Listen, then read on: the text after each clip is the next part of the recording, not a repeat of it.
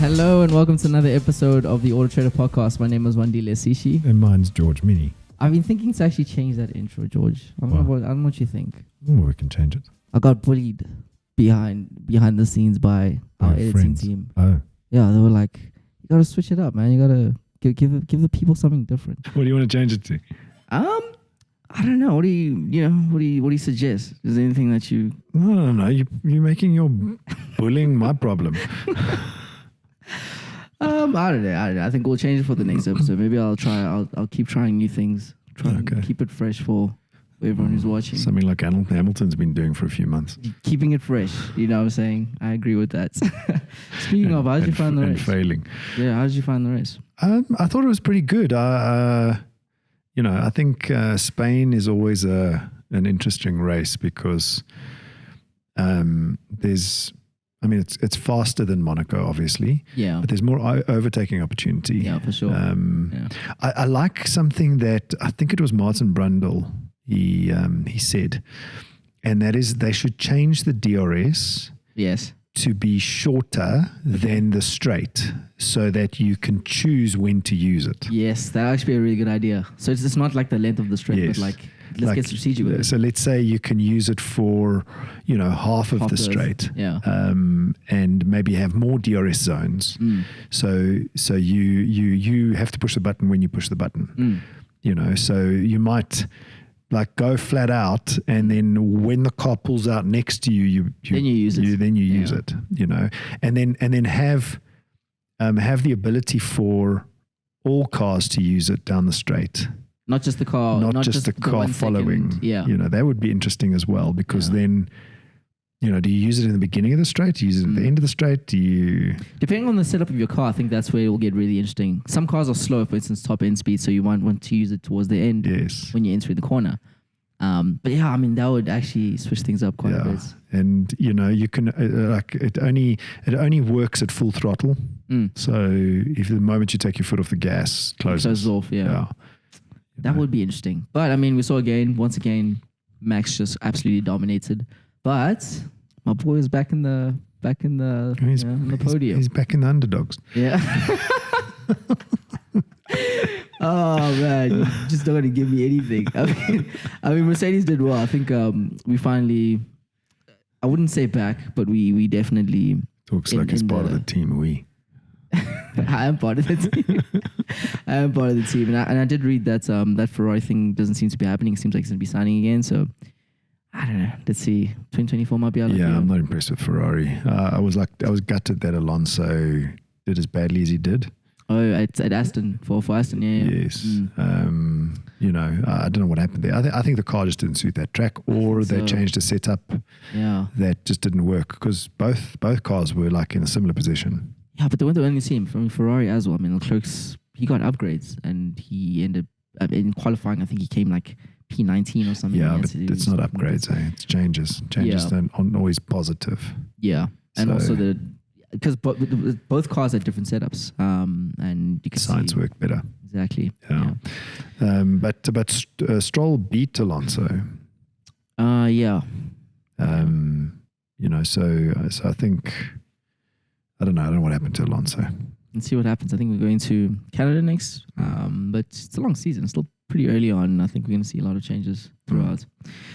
Today, we're going to be talking about savings. So basically how to save when buying and selling a car. But before we get into that, we actually ran a poll. Last week, we spoke about vehicle subscriptions and different ways of car ownership. And you recently ran a poll on the websites to see if people would be open to ultimately loaning their cars. The one I stuffed up on Friday. Stuff like this, I think it was one question where we just read incorrectly. No, I replaced the question one with the principle of question two. Yeah. That's all I did, and I was like, the numbers could have made sense. Yeah. But then when I started to get to 4 and 5, it's oh no, something's wrong here. And I would look back up at the question. I was like, something's off. I switched that, dumbass. So what were you trying to understand with the poll? Because I think this was it was a discussion between you and Gareth at the time. But what were you guys trying to understand? Just so if somebody didn't see that, we give an understanding of. Yeah. So Elon Musk has for a long time floated this idea that I mean, it's not an idea. The fact that your car probably stands 80 to 90% of its life. Yeah. It stands in a garage, it stands in a parking bay, it stands at the office. Yeah. Most of the time, it's just sitting doing nothing. And he envisages a world with self-driving and robo-taxis where you could just send your car out to go and take somebody for a ride. Yeah. So the discussion came up around, well, okay, so that's what you can do, but would you? Are people actually open to this idea of, you know, even if your car right now, I mean, our cars are parked outside, but are you willing to necessarily just go and learn it out? Exactly. So we put the poll up to try and understand, and you know, what was clear was that men seem to have a bigger emotional connection to their car than women, because let me not get this wrong again. Okay. So women were more likely to loan out their cars. 50% said yes, whilst more men needed to be convinced. Yeah. Look, I'm a man, and and based on that, I can tell you now that I'm definitely not open to that idea of loaning out my car. You'd have to convince me, primarily with money. Like if it was worth the risk from a financial point of view, then I would, you know, be open to it. And the other interesting thing is that younger men, so you're a younger man, so that's surprising that you're in that category, but I suppose that is kind of by and large how it is. But older men, 55 years and older, were not willing to loan out their cars at all. Yeah, but I think I'm trying to understand why that would be the case. Do you think a car is just a car to them? No, I think older men have more of a connection to their car. Oh, okay. Than younger men. And I would think, I mean, I'm almost, I don't want to say I'm almost 50, I'm like in my late 40s. You know, and I know that I would struggle with a question like that. Yeah. Given when you grew up as a teenager and young man in my day, a car was a serious thing. It's like part of your identity. It is, yeah. You know, sure. And I think men see it as part of their identity more than women do. Women see it as potentially, I mean, given the results, potentially would see it as functional, something to get from A to B. As long as it's safe, reliable, hey, it could be a box. Yeah, could be anything really. You know, as long as so job, yeah. I mean, it could be a robo taxi. Some women have a strong, you know, especially the ones from like Eastern Cape, Durban area, have strong emotional connections to their cars. For sure. But men more so, and especially older men. And overwhelmingly, are people more willing to loan out their cars? This is South African based, right? So I think Elon also speaking, you know, global and in the US. Are we seeing that in South Africa that people are more open to the idea of loaning their car? Well, I mean, this survey was only South Africans, right? Yeah. So 40% of people said yes, 39% of people said no. Okay. Then 21% of people said they'd have to be convinced. So if you take the have to be convinced as a no, you've got a good 61 odd percent that, or 61% that said no. Okay. Not surprising. Were you expecting something different coming into? No, I was expecting the no's to be higher. Okay. And it is higher effectively, but I wasn't expecting 40 as high as 40% on the yes side. Yeah, I mean, that's a little bit. What the other interesting thing was, how many cars do your immediate family collectively own? So how many cars in a household? And 60 looks like 62% of consumers have 2 cars or less. 20% have 0, so let's discount that. 47% have 2 or 1 car. Okay. So the vast majority of households have 1 or 2 cars. Yeah. And then I suppose the 21% represent people that don't have cars that were searching on AutoTrader's platform. Okay. So 40%, I mean, that's not a surprise there. That is a number which I've seen floating around a little bit in terms of people of car ownership in South Africa. Here's an interesting one. Yeah. 6.5% of people have more than 7 cars. 6.5%.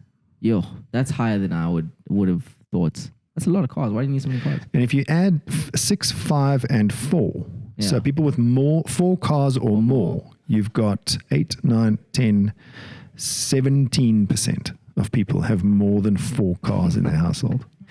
Wow. That's Wow, that's a lot higher than I thought it would be. South Africans love cars. You always say that, South Africa is one of the nations in the world which cars are just a part of who we are. Smallest category is 3, 16%. As soon as you push that, 2-car threshold. Yeah, it's either you've got under 2 cars or you've got over 4 cars. It's like, no one's in the middle. Nobody's the peanut butter.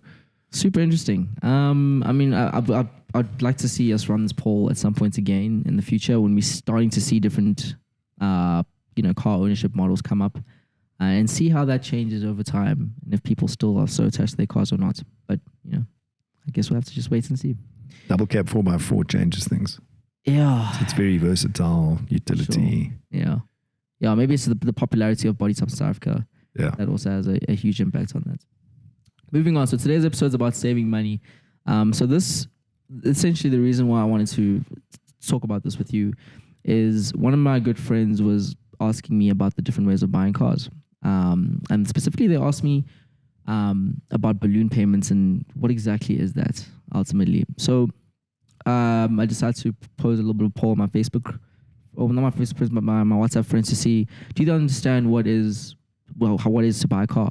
And I think a lot of people think it's just, a transaction, but people don't really know what are the different ways of buying a car. So I thought maybe it might be a great opportunity to talk about what are the ways that we on AutoTrader first offer, as a service of buying cars, as well as different ways that people might be open to. So off the cuff, do you want to just kind of tell me about the different ways of buying cars? Which well, I think the first thing is there's only one way to buy a car, okay, and that is walk in and pay for it.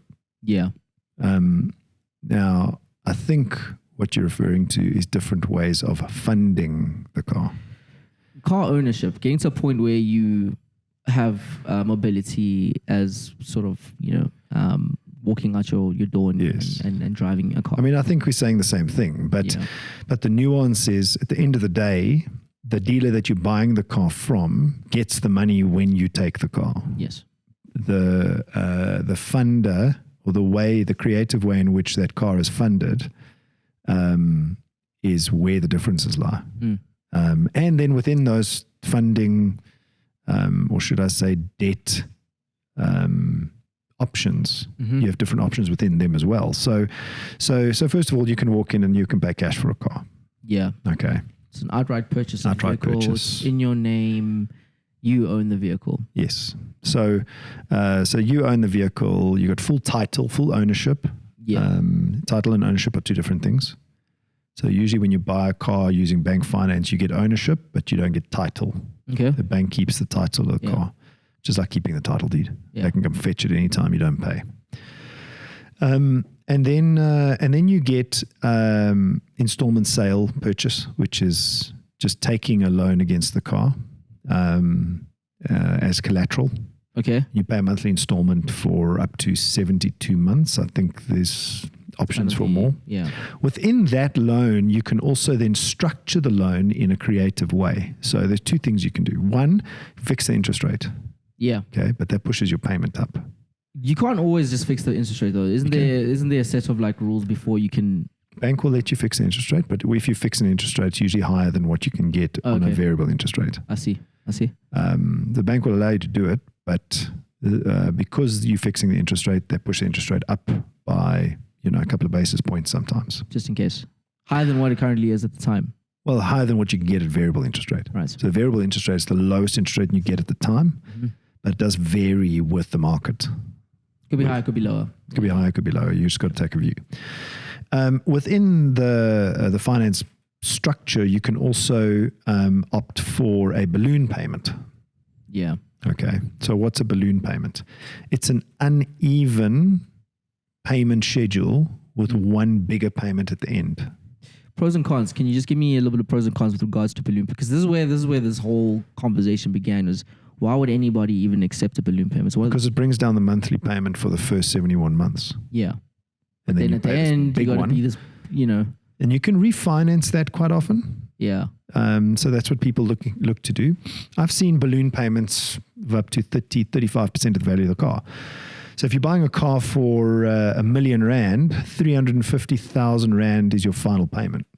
On month 72. On month 72. And then the other months are a lot lower than if you had to do if you had to pay off that capital, that 350,000 Rand over the 71 months. So that's all a balloon payment is the final payment is a bigger one, which brings down the other 71 payments effectively. Yeah. So you save a little bit in terms of the long term, I guess, the long term of you paying these monthly payments, you're saving a little bit each month. However, at the end, well, you're paying more interest over the period, eh? Yeah. Because you've got this 350,000 Rand that you're not paying down. But your monthly payments are lower, but your total payments across the entire 72-month period is higher. Yeah. Okay. There's another thing that people don't take advantage of sometimes, and I don't think many people know that you can do this. You can actually recapitalize your car with some banks. Okay. Let's say you get into 24 months, right? Okay. Of a 72-month period. You can go to the bank. Some banks, I'm not saying all banks will do this. Some finance institutions will let you refinance what's left over another 72 months potentially. Okay. Depending on your credit score and how well you've been paying, which then effectively brings down your payments, your monthly payments, because you're stretching it over another period. Oh, I see what you're saying. Okay, so you're essentially adding more. Yeah, I would say that's better than the balloon payment because you're actually paying up front, and then when you get to 24, 36 months into the payment schedule, you say, okay, I want to finance for another 72 instead of paying at the current rate. So you can see if you've got 36 months left, you can take that amount, stretch it over 72, your repayment becomes half. And you pay a lower amount for the rest of the period, and you don't have a balloon payment. However, in terms of the total cost that you're paying for the vehicle, no, it's more because of the interest. Yes, exactly. Okay. Yeah, it'll be more because of the interest. But I think that's a better strategy than the balloon payment. Although, there's some argument to say the balloon payment makes sense because you can refinance the balloon payment at the end of the period. So what is the best? I mean, what scenario would that exist in? I'm just trying to think of. Is that for people who have cars for like shorter periods of time? No. So my opinion on finance is the opportunity cost of the cash flow should decide what finance you take. Okay. Most people don't use that as the criteria to finance. They use emotion. They buy a car that's unaffordable for them. So therefore they've got to get the repayment down because they want that GTI. Yeah. But they can't really afford the GTI. Yeah. For me, the decision should be more around, I'm taking a balloon payment because the 1,000 Rand a month I can save, I can reinvest it somewhere else and make more money than I'm paying on the interest. Okay. Yeah. But people are just like, that GTI is shiny. Yeah, exactly. I need the Vurpa. Exactly. So that's kind of a scenario where balloon payment makes sense. Yeah. But then you got to really be financially astute and disciplined. And most people don't think that way. They think emotionally when it comes to buying cars. Okay. That makes a lot of sense. I mean, so those are some of the other, there's other ways of ownership, which is we spoke about last week, so I'm not going to get into it. But obviously, rentals and subscriptions. Well, you've got the rent to own, which is for people that can't get regular first-tier bank finance. Yeah. Or you've been liquidated, or you've got a bad credit name. You can do the rent to own. It's going to cost you more, like we spoke about last week. And then you get the full-on subscription leasing option where you don't take ownership of the car ever. I saw that right now you can get, I think it's a Toyota Vitz or something. I think it's Toyota's like entry-level car for like 3,000 Rand on they think. But once again, there's also terms and conditions there, and there's, so I think there's different ways to save money, but it just depends ultimately is what you're saying on your situation. And, yeah. But balloon payments, are you for or against? Depends. It depends. I mean, like if you're an emotional buyer and you're going to buy something you can't afford, don't go near a balloon payment because at the end, it's gonna bite you. Yeah. It's gonna bite you. Yeah. If you can take that $1,000 a month that you save and you can make more money than the interest you paying, then hey, go for it. Because at the end, you're going to sit with the 350,000 Rand and you're going to settle it quite easily. But you got to be really, really disciplined. 100%. So there you have it. Additional ways to save money when buying a car. But there are ways to save money when you actually, during the car ownership process. Yes, buy electric. That's definitely, well, I mean, yes, I mean, technically speaking. My fuel bill used to be like over $3,000 a month. Yeah. And now it's sitting at? It's like maybe 1,000. Wow. Okay. Fair. Well, not your fuel bill anymore. It's your energy bill. Your energy bill, yeah, changes. But there are other ways to save money. So I guess one way is definitely buy an EV. That's one. But is there any other ways which? Well, I mean, to be fair, there's an opportunity cost, and that's the EV is more expensive. So you might just be paying the extra fuel cost up front if you're not careful. Because again, emotional buying. Yeah, I mean that is what it is with an EV, right? So the capital that you need is a lot more than a nice vehicle, and that's where you kind of lose. Yes. Well, you effectively paying your fuel up front. Yes, that's what it is. Other ways to save money is obviously maintenance. People sleep on this one a lot. I did.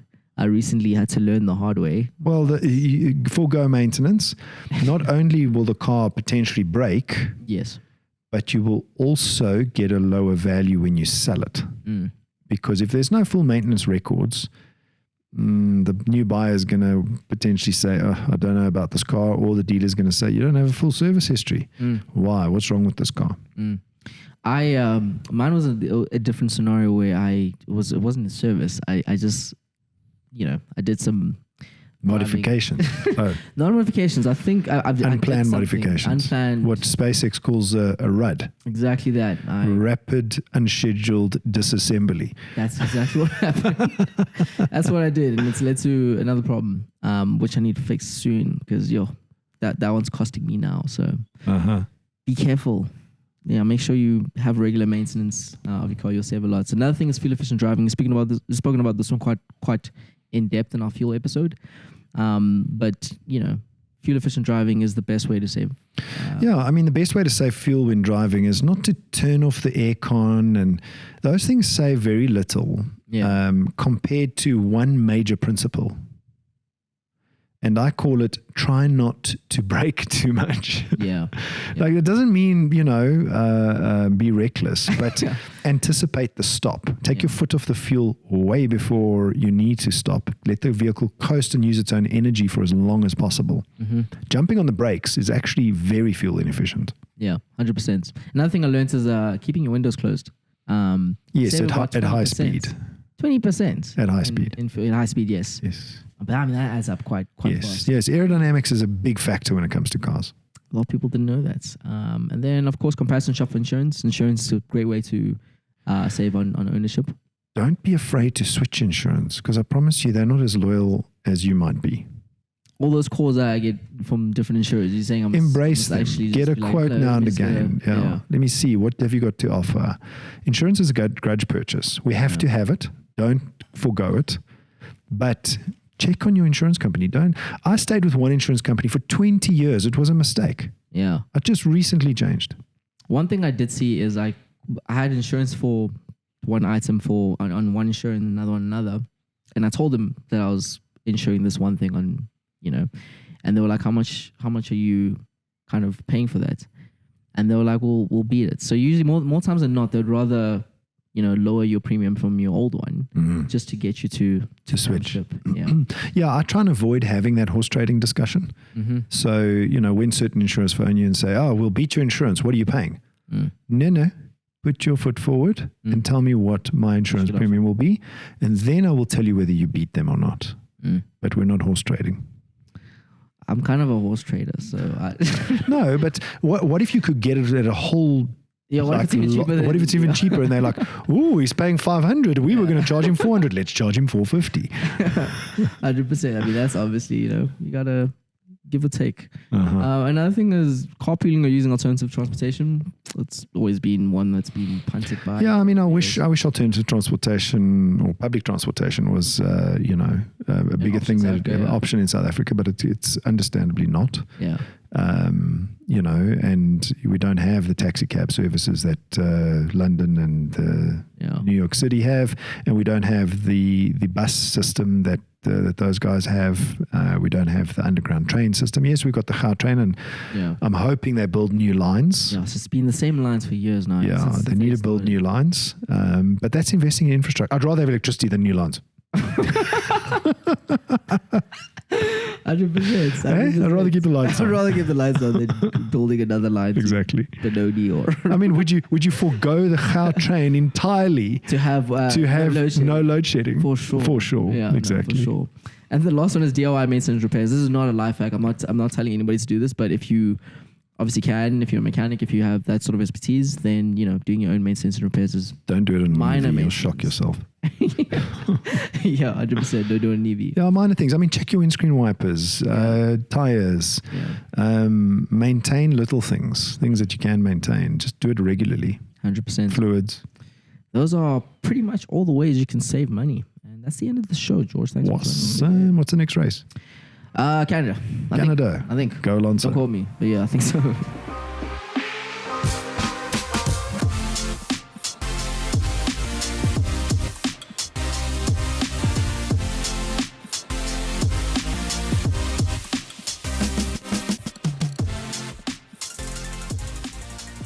Search AutoTrader.